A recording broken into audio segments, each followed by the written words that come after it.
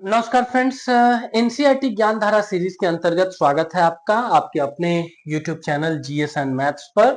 और इस चैनल के थ्रू हम लोग प्रयास करते हैं कि कॉम्पिटिटिव एग्जाम्स के लिए जो भी जीएस और मैथ्स का पोर्शन है उसको बहुत ही सरलीकृत भाषा में आपके एग्जाम स्पेसिफिक तरीके से हम आप तक पहुंचा पाए, सो दैट आपके एग्जाम क्लियर करने के चांसेस थाउजेंड्स टाइम्स ज्यादा इनहेंस्ड हो। आज हम लोग देखने वाले हैं जो क्लास 6 की जो नई वाली एनसीईआरटी है हिस्ट्री की, उसका chapter number 9। And when we people are making this video, हम लोग ये आशा व्यक्त करते हैं कि इसके पहले के जितने भी चैप्टर्स हैं उनको आपने देखा हुआ होगा और साथ ही साथ उनसे संबंधित जो एमसीक्यूज हैं उसको भी आपने ब्यूटीफुली अटेंड किया होगा, उस सेशन को भी। 8 नंबर वाले चैप्टर के आखिर में कुछ इंपॉर्टेंट चीजें रह गई थी। ठीक है, अभी हम लोगों ने देखा कि ये चीजें भी आपको जानना चाहिए and this is the exact reason कि 2-3 फैक्ट्स और बता देते हैं, इनको भी आप इंक्लूड कर लेंगे। 8 नंबर चैप्टर है 6 क्लास की नई वाली एनसीईआरटी का, उसके चैप्टर नंबर 8 के आखिर में ये चीजें मिलेंगी। देखिए, एक तो मिलेगा पोडुका या पोडुके। एग्जाम में पूछेगा कि पोडुके ये किसका नाम था, तो अरिकमेडु करके यह रोमन नाम था। और ये एक तरीके से देखिए तो दक्षिण भारत का एक बंदरगाह था, पोर्ट था। हम लोगों ने बात किया हुआ है ना कि रोमन्स के साथ, ग्रीक्स के साथ या अरब जगत के साथ आरंभिक समय से ही हमारे व्यापारिक संबंध रहे हुए हैं। And this is the exact reason कि उस समय हवाई जहाज तो नहीं चलता था, उस समय सामान कैसे आता जाता होगा, पानी के जहाज से। तो रोमन साम्राज्य का यूरोप से कुछ सामान आता होगा ना, तो कहीं तो लैंड करता होगा ना, तो वैसा ही एक इंपॉर्टेंट पोर्ट है पोडुके कह लीजिए या अरिकमेडु कह लीजिए। अगला एग्जामिनेशन पॉइंट ऑफ व्यू से पूछ देते हैं कि वर्तमान समय में भारत में कहां अवस्थित है। यहां तो दक्षिण भारत लिखा हुआ है ना, तो दक्षिण भारत तो भाई कर्नाटका केरला सब है। तो इस चीज को जानेंगे कि ये वर्तमान समय में पौंडीचेरी या जिसको अभी नाम बदल करके पुद्दुचेरी कर दिया गया है वहां पर अवस्थित है। अगला एक इंटरेस्टिंग फैक्ट ये भी जानेंगे कि पौंडीचेरी तो भाई 3 जगहों पर है, केरल में भी है, आंध्रा में भी है, तमिलनाडु में भी है। तो ये तमिलनाडु वाला जो पौंडीचेरी है वहां पर ये अरिकमेडु एक पोर्ट था। यहां रोमन साम्राज्य से संबंधित जो भी सामान आता था उसको लोडिंग एंड अनलोडिंग का काम किया जाता था। पौंडीचेरी कह लीजिए या तमिलनाडु कह लीजिए, ठीक है। इस चीज को एक बार ध्यान में रखने की जरूरत है। चलिए आगे देखते हैं। और ये बड़ा छोटा सा चैप्टर है, इसमें बहुत कुछ फैक्चुअल चीजें नहीं बताई गई हैं। एक चीज जैसे लिखा हुआ है कि आज से लगभग 2200 साल पहले मौर्य साम्राज्य का पतन हो गया। हम लोग इतिहास में बार बार क्या पढ़ते हैं कि 185 बीसी में Pushyamitra Shunga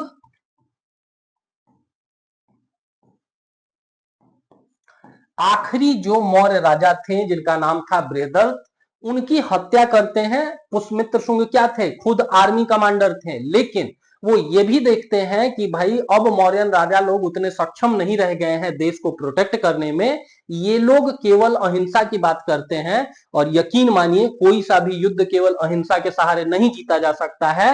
and this was the exact reason कि पुष्यमित्र शुंग जो आर्मी कमांडर थे अपने राजा बृहदत्त की हत्या करते हैं 185 बीसी में, और फिर ये राजा बनते हैं। आगे आने वाले समय में इनके जो पुत्र थे अग्निमित्र शुंग, वो भी राजा बनते हैं, ठीक है। जिसकी कहानी लिखी गई है, एक पुस्तक है मालविकाग्नि मित्र। मालविकाग्नि मित्र लिखा गया है किसके द्वारा, तो कालिदास के द्वारा। उसमें मालविका नाम की राजकुमारी और अग्निमित्र शुंग की कहानी है, वही लिख रखा है। और डिटेल में तो जो भी चैप्टर्स हैं पुरानी एनसीईआरटी जो हम लोग कवर अप करा रहे हैं, या जो कंप्लीट आपको हर चैप्टर को हम लोगों ने कवर अप किया हुआ है, उसमें इन सब से संबंधित और डिटेल में बातें की गई है। अगला एग्जाम में पूछते हैं कि ठीक है मौर्यन लोग चले गए तो उसके बाद कौन लोग आए, हिंद यवन राजा आए, ठीक है। ऐसे राजा जिनको कहा जा सकता है एक तरीके से उनका ग्रीक ओरिजिन भी था और इंडियन ओरिजिन भी था। जैसे मिनांडर के बारे में आप लोगों ने पढ़ा होगा या मिलिंद के बारे में पढ़ा होगा। नागसेन के साथ इनका एक संवाद होता है जिसके ऊपर एक पुस्तक है मिलिंद पन्हो। मिलिंद पन्हो मतलब क्या होता है, मिलिंद या मिनांडर नाम के राजा के द्वारा पूछे गए दार्शनिक प्रश्न। और श्रीमद् भगवद गीता पुस्तक देखेंगे तो उसमें भी भगवान कृष्ण क्या करते हैं कि अर्जुन के डाउट्स, जो भी स्पिरिचुअल डाउट्स होते हैं, दार्शनिक आपको उसके जो भी डाउट्स होते हैं उसको सॉर्ट आउट करते हैं सिमिलरली मिलिंद या मिनांडर के डाउट्स को नागसेन सॉर्ट आउट करते हैं और इसीलिए मिलिंद पन्हो किताब को कहा जाता है क्या, तो उस किताब को दर्जा प्राप्त है जिस तरीके से हिंदुओं के लिए श्रीमद् भगवद गीता सबसे आपको पूजनीय पुस्तक है, सिमिलरली बुद्धिस्ट लोगों का श्रीमद् भगवद गीता इसी पुस्तक को कहा जाता है। और इनके क्रेडेंशियल्स की बात करिए तो इंडिया में सबसे पहली बार स्वर्ण सिक्के जारी करने वाले यही लोग हैं, उस चीज के ऊपर ध्यान देंगे। अगला देखिए क्या लिख रखा है, अगला लिख रखा है कि हिंद यवन राजाओं के बाद शक नाम से एक मध्य एशियाई लोगों का शासन रहा। इन्हीं शकों को तो मार करके भगाते हैं विक्रमादित्य और तब वो विक्रमादित्य की उपाधि धारण करते हैं, ठीक है, जो आगे जाकर के बहुत फेमस होता है इंडियन इतिहास में। आगे देखिए शक शासकों को आगे जाकर के गुप्त शासकों से पराजय का सामना करना पड़ता है। गुप्त शासकों को देखेंगे तो आपको पता चलेगा कि स्कंद गुप्त को बहुत प्रमुखता से शकों का सामना करना पड़ा। तो वही कहानी लिख रखा है कि भाई शकों को किन्होंने हरा दिया, उनको हरा दिया गया है गुप्त शासकों द्वारा। शकों के बाद कुषाणों का भी शासन स्थापित हुआ है, ठीक है, विम कडफिशस वगैरह की कहानी आप पढ़ेंगे या विम कडफिशस से और आगे चले आइए तो कुषाण राजा की कहानी पढ़ेंगे और कुषाण राजा वही राजा है जो 78 एडी में अपने राज्यारोहण के उपलक्ष्य में शक संवत की स्थापना करते हैं, ठीक है। तो उसके बाद फिर शक लोगों के बाद कौन लोग आए, कुषाण लोग आए, उसको देखेंगे। और वही कहानी जो हम लोगों ने बात किया कि मौर्य सेना नायक थे पुष्यमित्र शुंग और वो क्या करते हैं कि 185 बीसी में अपने ही राजा की हत्या करके एक राज्य स्थापित कर देते हैं। शुंगों के बाद कौन से लोग रूल करने आते हैं, कण्व लोग रूल करने आते हैं लगभग 75 बीसी में, ठीक है। वहीं दक्षिण भारत में क्या हो रहा था, पश्चिमी भारत तथा मध्य भारत पर शासन कर रहे थे शातवाहन शासक। उन्होंने कई युद्ध लड़े हैं किन लोगों के साथ, तो शक लोगों के साथ, ठीक है। सातवाहन एक ऐसा राजवंश जिसको मातृ राजवंश के तौर पर जाना जाता है, बिकॉज इसके जो शासक होते थे वो प्रायः अपने नाम के आगे अपनी माता जी का नाम लगा लेते थे। जैसे गौतमी पुत्र सातकर्णी, राजा का नाम क्या है सातकर्णी, लेकिन उन्होंने अपने नाम के आगे क्या कर रखा है, अपनी माता जी का नाम प्लेस कर रखा है। And this is the exact reason कि एग्जाम में पूछते हैं कि मातृसत्तात्मक राजवंश के तौर पर कौन सा राजवंश जाना जाता है, तो ये सातवाहन लोग हैं। उसके बाद देखिए क्या लिख रखा है कि सातवाहन लोगों ने लगभग 400 सालों तक रूल किया है। पश्चिमी भारत में कौन से लोग रूल कर रहे थे, वाकाटक लोगों ने रूल किया हुआ है। वहीं 2200 से लेकर के 1800 साल पूर्व के बीच चोल, चेर और पांड्य लोगों ने शासन किया हुआ है, ठीक है। अगर अपर तमिलनाडु देख लिया जाए तो वहां पर आपको चोल लोग रूल करते थे और आगे जाकर के देखेंगे ना कि भाई बहुत इंपॉर्टेंट से चोल राजा आते हैं जो बृहदेश्वर मंदिर जैसे मंदिरों का निर्माण करवाते हैं, जैसे राजराजेश्वर हो गए, राजेंद्र प्रथम हो गए। तो माना जाता है कि यही लोग मतलब सरवाइव किए हैं इस समय 2200 साल पहले। मतलब क्या हुआ, 200 बीसी की कहानी हुई। 200 बीसी पर उतने इन्फ्लुएंशियल चोल लोग नहीं थे, बट धीरे धीरे उन्होंने भी सत्ता अपने हाथों में ली है, वो लोग भी ज्यादा इन्फ्लुएंशियल होते गए हैं। और आज से लगभग 1500 साल पहले पल्लव और चालुक्य लोगों ने भी दो बड़े बड़े राज्यों की स्थापना की, ठीक है, महाबलीपुरम वगैरह की स्थापना की गई है, ठीक है। तो मोरल ऑफ द स्टोरी ये है कि देखिए यहां पर इस क्लासेस में हम लोग मोर और लेस केवल उतना ही बात करते हैं जितना एनसीईआरटी में दिया हुआ है। कुछ हिडन फैक्ट्स होते हैं उनके ऊपर बात करते हैं। इन सारे राजवंशों के ऊपर अलग से हम लोगों ने वीडियो बनाया हुआ है, उन वीडियोस को भी एक बार आप रिफर करेंगे तो आपके एग्जामिनेशन पॉइंट ऑफ व्यू से चीजें ज्यादा अच्छी होंगी। अब आइए आते हैं वास्तव में अध्याय 9 के तरफ, जिसका हेडिंग है खुशहाल गांव और समृद्ध शहर। इस चैप्टर में बड़ा छोटा सा चैप्टर है, इसमें बहुत तिथियां वगैरह नहीं बताई गई हैं, छोटे छोटे टर्म्स बताए गए हैं। और यकीन मानिए आजकल के एग्जाम्स में टर्म्स ज्यादा पूछे जा रहे हैं ईयर्स के मुकाबले, and this is the exact reason कि उसको भी हम लोगों को देखने की जरूरत है।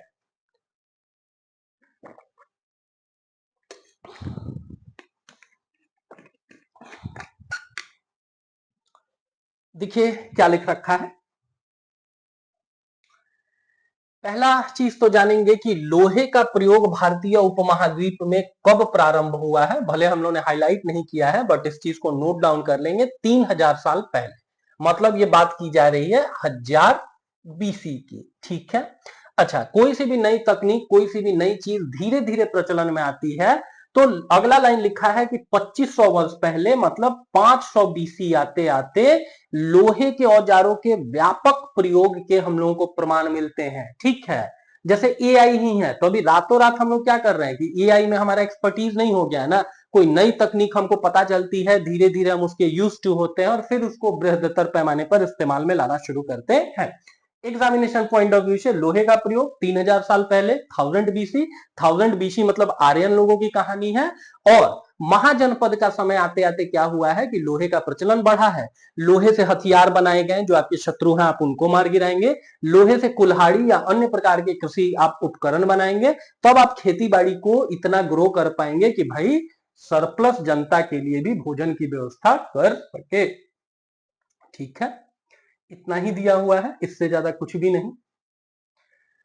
अगला देखिए, इस चैप्टर में बेसिकली तमिल भूमि की बात की गई है। नोट डाउन करेंगे जो भी छोटे छोटे टर्म्स आपको यहां पर बताए गए। तमिल क्षेत्र में जो बड़े भूस्वामी होते थे उनको कहा जाता था वेल्लला। वेल्लला मतलब समझना है, तमिल क्षेत्र में बड़े भूस्वामी। वहीं जो साधारण हलवाह होते थे, जिनके पास बहुत खेती नहीं होता था, कृषि योग्य जमीन नहीं होती थी, उनको कहा जाता था उनवार। और जो भूमिहीन मजदूर हुए या दास हुए उनको कहा जाता था कडेसियार या अधिमई। फिर से याद करेंगे, वेल्लल्ला मतलब हुआ बड़े जमींदार, जिनके पास कम जमीन है उनको कह दिया गया उनवार, और जो भूमिहीन आपको मजदूर होते थे उनको कहा जाता था कदेशियार या अधिमई। इसके अतिरिक्त उत्तर भारत में चले आइए तो गांव का जो प्रधान होता था उसको कहा जाता था ग्राम भोजक। अगला कि ये जो पद होता था मोर और लेस वंशानुगत होता था। यूजुअली जो गांव का सबसे बड़ा जमींदार होता था, जिसके पास सबसे जमीन होती थी, सबसे ज्यादा जमीन होती थी, वही ग्राम भोजक बनता था। तो अगर वही व्यक्ति ग्राम भोजक बनेगा, इट मींस कि उसका बेटा के पास भी जमीन कम थोड़े ना हो जाएगा, अगला ग्राम भोजक उसका बेटा ही होगा। और इसीलिए एनसीईआरटी लिखती है कि अक्सर एक ही परिवार के लोग इस पद पर कई पीढ़ियों तक बने रहते थे। ठीक है, अगले फिर चैप्टर में अगले पेज पे आएंगे। वही लिख रखा है कि पद जो है अनुवांशिक होता था और यूजुअली जो गांव का सबसे बड़ा भूस्वामी होता था वही ग्राम भोजक होता था। अब ये प्रभावशाली होता था गांव में। ठीक है, जो भी आदमी के पास उस समय क्या होता था, प्राइमरी सेकेंडरी और टर्सरी सेक्टर में सबसे ज्यादा उत्पादन कहां होता था, प्राइमरी सेक्टर में। जिसके पास ज्यादा जमीन वो ज्यादा उत्पादन, इसके पास, इसका मतलब उसके पास सरप्लस ज्यादा। सरप्लस ज्यादा मतलब एडवर्स कंडीशन में, मुसीबत के समय में वही दूसरे लोगों की मदद करने में सक्षम हो पाएगा। हो सकता है कि ज्यादा ब्याज लेकर के मदद करे, पैसा दे, but at the end of the day उसी के पास पैसा है। इसका मतलब जिसके पास पैसा है उसके पास समाज में प्रभुत्व है। और वही लिख रखा है कि उनके प्रभुत्व के कारण ही, प्रभावशाली होने के कारण ही प्राय राजा भी कर वसूलने का काम इन्हें ही दे देते थे। और कभी कभी न्यायाधीश और पुलिस का काम भी यही ग्राम भोजक कर लिया करते थे। वहीं जो स्वतंत्र कृषक होते थे उनको नॉर्थ इंडिया में क्या कह दिया जाता था, गृहपति कह दिया जाता था। और वे लल्ला या उनवार जैसे जो शब्दावलियां हम लोगों ने सीखी, वो शब्दावलियां एप्लीकेबल हैं दक्षिण भारत में। अगले में आ जाइए, देखिए क्या लिख रखा है। तमिल की प्राचीनतम रचनाओं को कहा जाता है संगम साहित्य। संगम मतलब क्या होता है, आकर के मिलना। ठीक है, इसकी थोड़ी सी कहानी पर हम लोग बात करते हैं। दक्षिण भारत में उस समय, अभी हम लोगों ने देखा कि 3 राजवंश राज करते थे, चोल, चेर और पांड्य। अब राजाओं के मध्य प्रतिस्पर्धा होती थी, तो एक तो तरीका हुआ प्रतिस्पर्धा में विजयी होने का कि भाई आप मेरी गर्दन काट डालिए, हम आपकी गर्दन काट डालते हैं, राइट, मतलब युद्ध में फैसला करते हैं। लेकिन इन लोगों ने बहुत चालाकी से फैसला किया हुआ है। एक जगह पर ये अपने अपने कवियों को भेजा करते थे, उसी जगह पर जाकर के, इसीलिए नाम है संगम। संगम मतलब नदियों का संगम नहीं, सेनाओं का संगम नहीं, कवियों का संगम। और इस संगम में हर राजा के रिप्रेजेंटेटिव, हर राजा के राजकवि जाकर के इन बातों की चर्चा करते थे कि मेरे राजा इतने इन्फ्लुएंशियल हैं, वो इतने अच्छे हैं। और इसीलिए तमिल की प्राचीनतम रचनाओं को कहा जाता है संगम साहित्य। रचना कितने वर्ष पूर्व प्रारंभ किया गया है, लगभग 2300 साल पहले। और इन्हें संगम इसीलिए कहा जाता है बिकॉज मदुरई के कवियों के सम्मेलन में इनका संकलन किया जाता था। ठीक है, तो एक तरीके से जो आपको संगम है वो किस चीज को इंडिकेट करता है, वो इंडिकेट करता है आपको कवियों के सम्मेलन को, and this is the exact reason की नाम है आपको संगम साहित्य। कितने आपको संगम साहित्य हुए हैं? तो 3 हुए हैं, इस चीज को ध्यान में रखेंगे। यहां भले मदुरै लिखा हुआ है, बट ये ध्यान में रखने की जरूरत है कि जो पहला और तीसरा वाला महत्वपूर्ण संगम साहित्य है उसी का संकलन मदुरै में हुआ है, और दूसरे वाले का कहां हुआ है? तो कपाटपुरम में हुआ है। ठीक है, ध्यान रखेंगे पहला वाले और तीसरे वाले का जो आयोजन किया गया है वो मदुरै में किया गया है, और जो दूसरा वाला है वो फिर कहां पर है? तो दैट इज इन कपाटपुरम। ठीक है, जो पहला वाला आपको संगम साहित्य है उसमें उसकी अध्यक्षता, जैसे कोई सा भी सम्मेलन होता है तो उसकी अध्यक्षता कोई व्यक्ति करते हैं, तो पहले वाले की अध्यक्षता की गई है अगस्त्य ऋषि के द्वारा, दूसरे वाले की गई है इन्हीं के स्टूडेंट अगस्त ऋषि के द्वारा। ठीक है, ध्यान में रखेंगे कि एक अगस्त्य है और एक अगस्त्य है। ठीक है, और साथ में ये भी जानेंगे कि जो तीसरे वाले हैं उसकी, आपको जो तीसरा वाला संगम साहित्य है उसमें किसने अध्यक्षता की है? तो उसमें अध्यक्षता की गई है नक्की कर के द्वारा या नक्की कार के द्वारा। ठीक है, और दूसरा वाला हुआ है कहां पर? तो कपाटपुरम में, और पहला और तीसरा वाला अगस्त्य और नक्की कर ने कहां पर अध्यक्षता की है? तो मदुरै में। ठीक है, दूसरे वाले के दौरान ही तमिल भूमि का जो सबसे पवित्र ग्रंथ है तोलका पीएम, एक तरीके से ये तमिल ग्रामर की किताब है, और इसमें बहुत सारी दार्शनिक बातों को भी बताया गया है। ठीक है, तो तोलका पीएम की रचना किस आपको संगम साहित्य के दौरान की गई है? तो इसको दूसरे संगम साहित्य के दौरान ही किया गया है। और ये भी जान रहे होंगे कि एग्जाम में अगर दूसरे वाले के अध्यक्ष का नाम पूछे और अगस्त्य ऋषि नहीं दिया हुआ हो, तोलका पियर दिया हुआ हो, तो तोलका पियर को भी फिर हम लोगों को सच मानने की जरूरत है। तोलका पियर ने ही इस तोलका पीएम नाम से किताब को लिख रखा है, तोलका पियर। ठीक है, बाकी डिटेल में हम लोगों ने उस क्लास में बात किया हुआ है, इससे संबंधित जो एक्चुअल में क्लास है। अगले में फिर देखिए क्या लिख रखा है। इन सारी चीजों को तो हम लोगों ने देख लिया।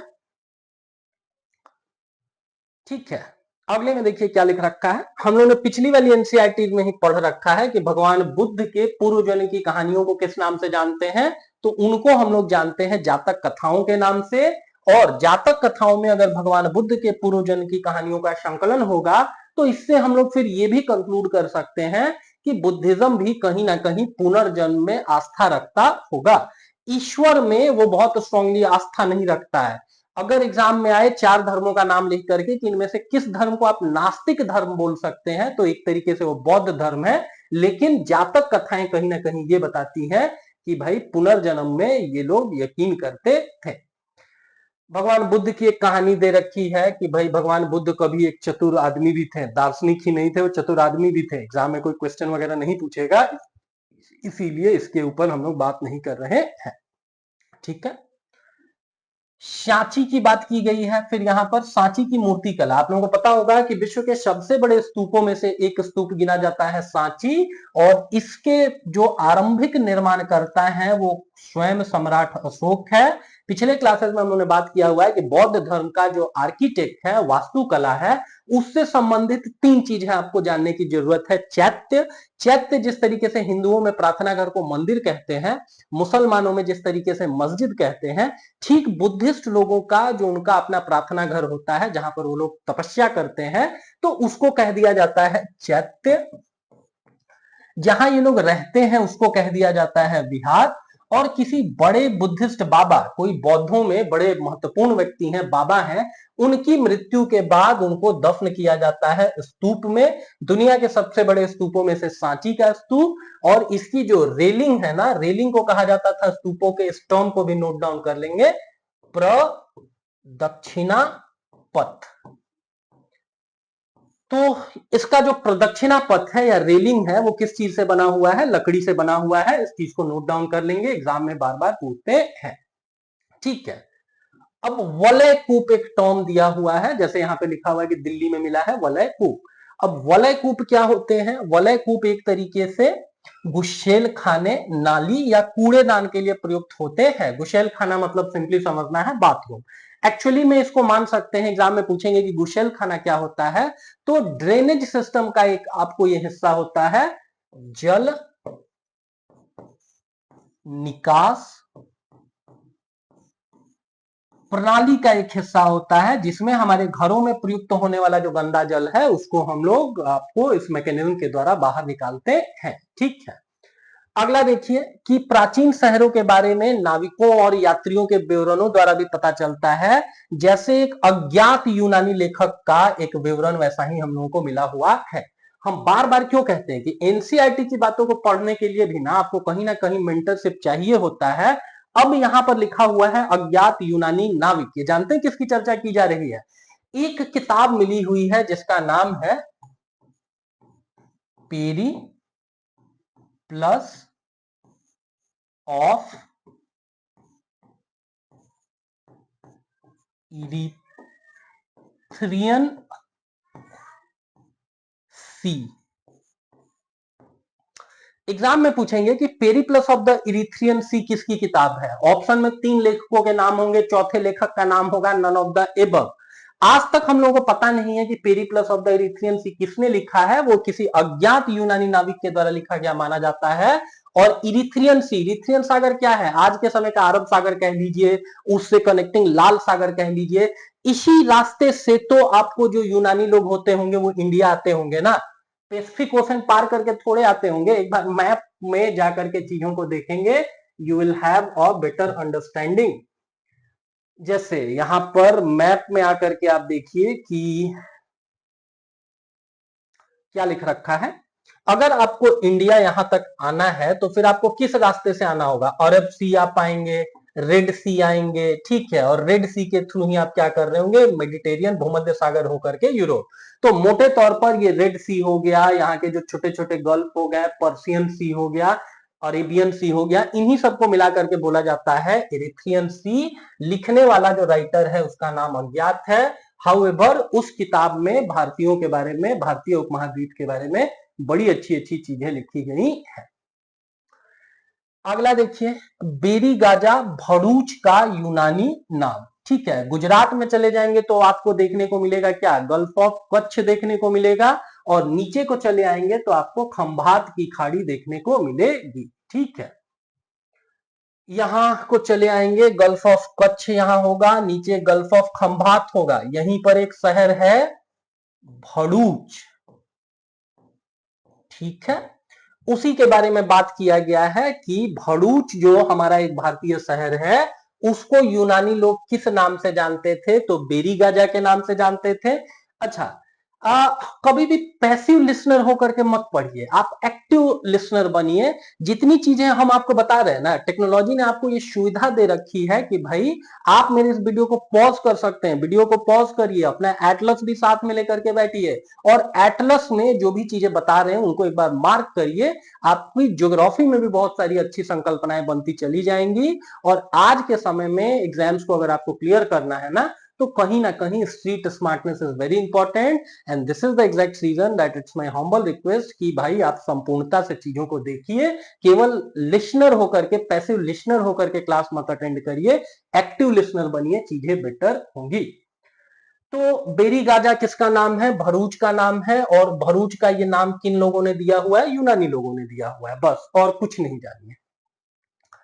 अगला देखिए, पहले दूसरे चैप्टर से हम लोग बात करते हैं कि चांदी या सोने के जो आरंभिक सिक्के थे उनको आहत कहा जाता था। आहत क्यों कहा जाता था? बिकॉज इन आकृतियों को आहत करके बनाया जाता था। आहत मतलब घायल करना।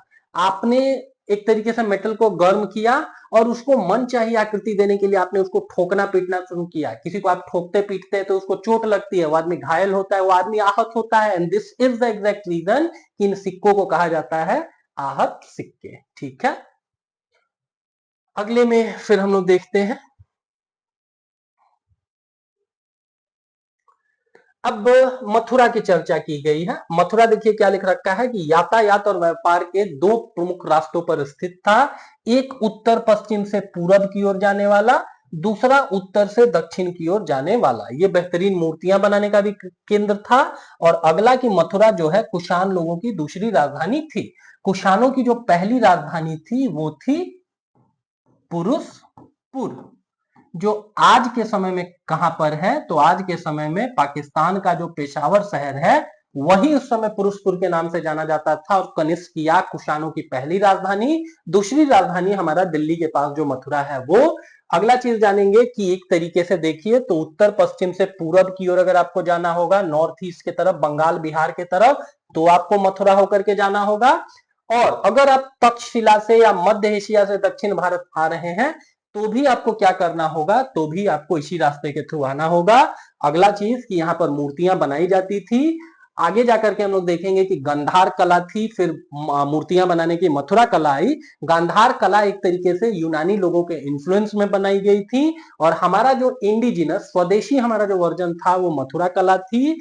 और मथुरा कला में ही कनिष्क की एक धड़ विहीन हम लोगों को मूर्ति मिली हुई है। धड़ विहीन कहने का मतलब कि जो मूर्ति मिली है वो खंडित है, उसका धड़ नहीं है, लेकिन कुषाण कालीन है, तो हम लोगों ने मान लिया है कि भाई वो राजा आपको कनिष्क की होगी। और अभी के समय में आप लोगों को पता ही है कि भाई भगवान कृष्ण की भक्ति से रिलेटेड मथुरा बहुत इंपॉर्टेंट है। माना जाता है कि मथुरा में ही भगवान कृष्ण, वृंदावन वगैरह की जो कहानी है वो किससे एसोसिएटेड है, that is completely associated with Lord Krishna, who is considered as one of the most complete incarnation of Lord Vishnu। भगवान विष्णु के सबसे संपूर्ण अवतारों में से किनको कंसीडर करते हैं, भगवान कृष्ण को। उनकी जन्मभूमि क्या रही हुई है, यही मथुरा रही हुई है। ठीक है, पढ़ते पढ़ते भगवान कृष्ण की जय भी बोल देंगे तो कम से कम पढ़ेंगे भी और साथ में कुछ कुछ पाप वगैरह भी कटेंगे। अगला देखिए, कपड़ों के उत्पादन के लिए आप लोगों को पता ही है कि दक्षिण भारत काफी प्रसिद्ध है सिल्क के कपड़ों के लिए। उसमें भी दक्षिण में मदुरै और उत्तर में वाराणसी कपड़ों के लिए बहुत आपको प्रसिद्ध थे। अनेक शिल्पकार तथा व्यापारी क्या करते थे, अपने अपने संघ बनाते थे। आप संघित होकर के रहेंगे ना तो आपको सरकार ज्यादा परेशान नहीं कर पाएगी। जैसे अभी के समय में भी एक प्रेशर ग्रुप आप लोग बार बार न्यूज़पेपर में पढ़ते होंगे, फिक्की, इसको 1927 में बनाया गया। ठीक है, तो जैसे व्यापारियों का संघ अभी के समय में है, देखते होंगे ना कि एक व्यापारी की हत्या होती है तो क्या होता है कि पूरा का पूरा बाजार उस जगह का बंद कर दिया जाता है। व्यापारियों में इतनी यूनिटी होती है कि वो लोग एक तरीके से पूरे बाजार को बंद कर देते हैं। उस समय भी व्यापारियों के मध्य बहुत अच्छी यूनिटी थी, वो लोग संघ बना करके अपना बिजनेस वगैरह करते थे।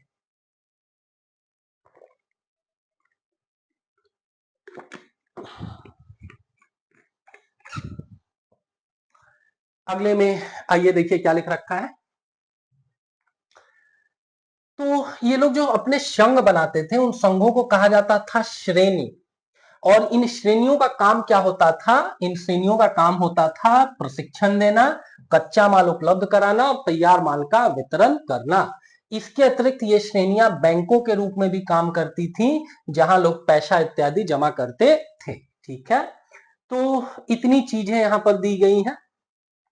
अर्थशास्त्र के बारे में हम लोगों ने बात किया ही कि किसके द्वारा लिखा गया है, तो चाणक्य के द्वारा लिखा गया है। नाम अर्थशास्त्र है लेकिन इसका जो प्रोमिनेंट थीम है वो राजनीति विज्ञान है। और इसमें सूत की कताई और बुनाई के बारे में भी चर्चा की गई है। ठीक है, अगला देखिए, अरिकमेडु के बारे में थोड़ी देर पहले ही हम लोगों ने बात किया। अरिकमेडु कह लीजिए या पोडुके कह लीजिए, कहां पर ये है, पुद्दुचेरी अगर एग्जाम में आए तो वो भी सच है। पौंडीचेरी, और पौंडीचेरी में भी कौन वाला पौंडीचेरी, तो तमिलनाडु वाला पौंडीचेरी। यहां क्या होता था कि जो रोमन जहाज होते थे उनसे सामान उतारा जाता था।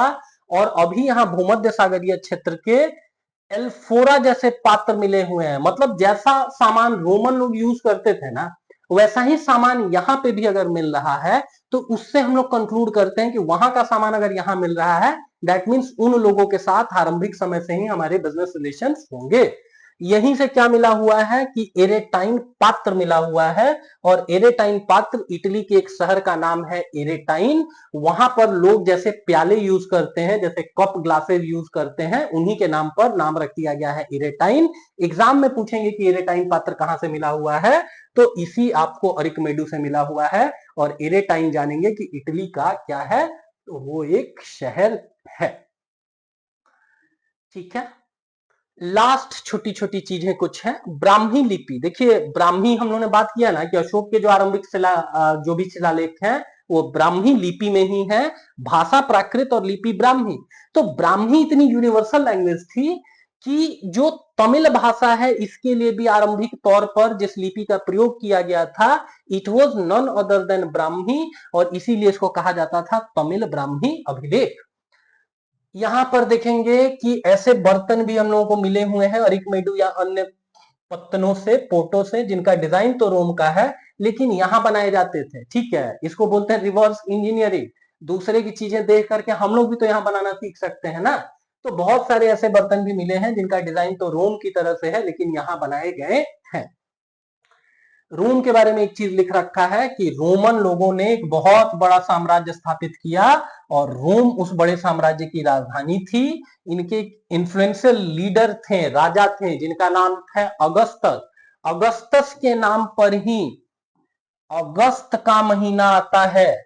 और अगस्टस ने क्या किया हुआ है कि बड़े बड़े रंग मंडल या एम्फी थिएटर स्थापित किए। और एम्फी थिएटर मतलब अपने को सिंपली समझना है, ग्लैडिएटर जैसी मूवीज जाकर के देखिए, उसमें जो बाघों को आदमियों से लड़ाया जाता था या दासों को दासों से लड़ाया जाता था, तो ये सारा काम कहाँ किया जाता था, जिस एरिना में किया जाता था उसको कहा जाता है एम्फी थिएटर। ठीक है, तो इस चैप्टर में इतनी ही चीजें हैं। क्या हम लोगों ने सीखा है कि लोहे का प्रयोग कब शुरू हुआ है, 3000 साल पहले। हालांकि लोहे के प्रयोग में बढ़ोतरी देखने को मिलती है या आहत सिक्के देखने को मिलते हैं 2500 साल पहले। संगम साहित्य जो है उसकी शुरुआत की गई है 2300 साल पहले। हम लोगों ने ये भी देखा है कि 3 संगम साहित्य थे, पहला और तीसरा वाला मदुरै, दूसरा वाला कपाटपुरम। ठीक है, और अरिकमेडू के बारे में जो हम लोगों ने जाना, जहां से रोमन लोगों के साथ व्यापार होता था, और ये भी जाना है कि अरिकमेडू पौंडीचेरी या तमिलनाडु में अवस्थित है। ठीक है, तो इस चैप्टर में फिर इतनी ही चीजें हैं, बिकॉज आप देख सकते हैं कि यहाँ से क्वेश्चंस आंसर शुरू हो गए हैं।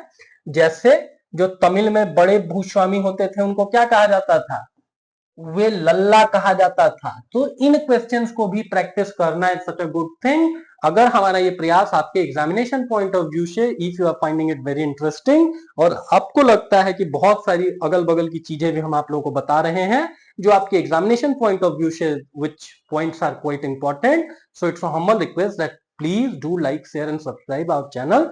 Thanks for watching.